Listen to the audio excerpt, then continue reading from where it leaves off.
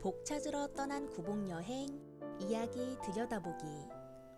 우리는 새해가 되면 흔히 새해 복 많이 받으세요 라고 서로 인사를 합니다. 또한 설날 우더른에게 절을 올리면 새해 복 많이 받아라 라는 덕담을 듣습니다. 도대체 인간의 복이란 무엇일까요? 우리는 이 전해오는 이야기에서 옛날 우리 조상들이 인간의 복을 어떻게 생각했는지 엿볼 수 있습니다. 성구복은 가난한 집안에서 태어나 원수놈의 복 어디가 있는가 모르겠다 라는 어머니의 이야기를 매일 듣고 자라납니다. 이러한 상황은 현대에도 마찬가지입니다. 우리는 삶에서 복이 넘쳐나기를 바람하지 않습니다. 그렇다면 과연 성구복이 찾아 헤맸던 복은 무엇일까요? 우리는 어렵지 않게 그것을 알 수 있습니다. 먼저 성구복의 어머니가 추구한 복은 재물이라는 것을 알 수 있습니다. 재물 다음이 바로 자식이었습니다. 여기에서 우리는 재물과 자식이 곧 성구복의 어머니가 추구한 복에 해당된다는 것임을 알 수 있습니다. 그러나 이야기는 재물이 있었을 때는 자식이 없었고 재물이 없었을 때는 자식이 있었습니다. 복의 속성이 상호 모순이라는 것입니다.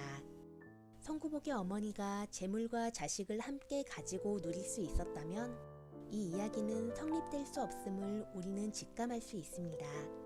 자식은 있는데 재물이 없어 원수놈의 복타령을 하던 끝에 자식마저 결국 복 찾으러 어머니 곁을 떠나게 됩니다.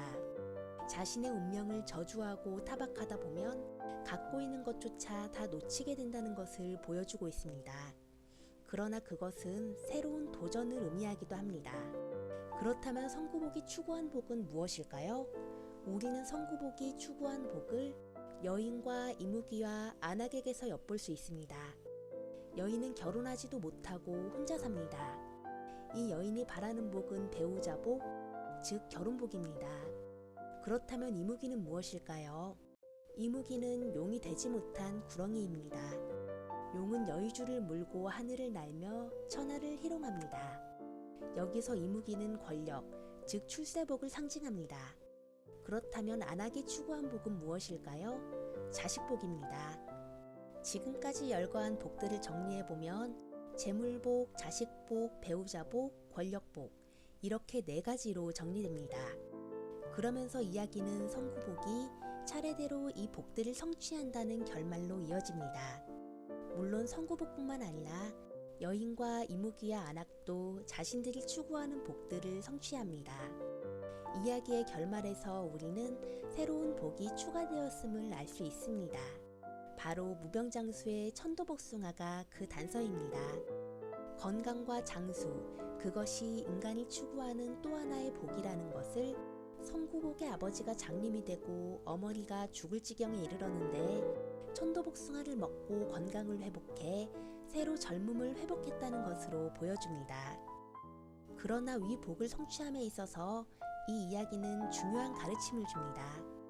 이무기에게서 우리는 과욕을 금해야 한다는 교훈을 주고 있음을 알 수 있습니다. 하나만 가져도 될 여의주를 2개나 가졌다면 그것이 더 좋을 것 같으나 결국 그것으로 아무것도 이룰 수 없음을 말하고 있음은 소중한 가르침입니다. 작금의 각계의 지도자라는 위인들의 인맥이나 재력, 학력 등의 면면과 주변을 살펴보면 세상의 모든 좋은 것은 다 가지고 있는데 정작 하늘을 승천하는 용처럼 큰일은 도무지 해내지 못하고 있는 형국입니다. 제 가진 것에 얽매여 참된 것을 보지 못하는 소인배들의 작태를 우리는 읽을 수 있습니다. 좋은 것은 절대 내놓으려 하지 않고 오로지 긁어 담으려고만 하니 대의가 눈에 띄지 않는 것입니다. 작금의 용꿈을 꾸고 있는 자들을 새겨야 할 대목입니다. 버려라, 그래야 비상할 수 있다. 그렇다면 무엇을 버려야 한단 말일까요? 각자 생각해 볼 일입니다. 안악은 또 어떻습니까? 자식을 가지고 싶으나 많은 재물 때문에 얻은 자식들이 일찍 죽습니다. 세상을 살다 보면 남부러울 것 없이 가졌는데 그 안을 들여다보면 자식이 일찍 죽은 사연이 있거나 그에 맞먹는 부모, 형제, 자식 간의 다툼 같은 흉한 일을 안고 있는 집안 내력이 종종 있음을 들을 때가 있습니다. 재물이란 산 생명의 목으로 넘어가야 할 생명과 같은 것입니다. 그 생명과 같은 것을 혼자만 잔뜩 가졌으니 모두의 곡물인 자연이 준 그것이 없어 죽거나 사고를 당한 여러 원한서린 목숨의 사연이 숨어 있는 것입니다. 그 생명과 같은 재물은 무생명과 함께 나누어야 한다는 것을 주지하고 있는 것입니다. 그렇다면 여인은 무엇일까요? 대궐 같은 집을 가지고 있어도 세상 사람과 더불어 살지 않고 더더욱 젊은 여인이 혼자 살아간다는 것은 의미가 없음을 말하고 있습니다. 반드시 배필을 만나 함께 살아가야만 인생에 진정한 가치가 있음을 말하고 있음입니다. 그리고 그 여인은 까다롭게 배필을 저울질에 구하는 등의 행위를 하지 않습니다. 운명을 순응하고 기꺼이 즐거워합니다. 어쩌면 이것이 곧 참다운 사랑의 길임을 이야기하고 있는 것은 아닐까요? 여기에서 우리는 인간이 모든 좋은 것을 다 가질 수 없다는 사실을 조상들이 이미 알고 있었다는 것을 넌지시 깨닫게 됩니다. 우리는 인생에서 다 가진 자는 언젠가는 반드시 다 잃을 날이 있고 하나를 가지면 반드시 하나를 잃게 된다는 엄연한 섭리를 깨닫게 되는 것입니다. 성구복이 20년 넘게 고생을 해 어렵게 복을 구해 돌아온다는 것은 결국 복이라는 것은 결코 쉽게 구할 수 없는 것임을 말하고 있습니다. 여기서 조상들은 복이 하늘에서 어느 날 뚝 떨어진 것이 아님을 말하고 있습니다. 누구처럼 좋은 부모 만나 온갖 복을 누리고 살아간다는 것은 그것이 참된 복이 아니라는 것을 말하고 있는 것입니다.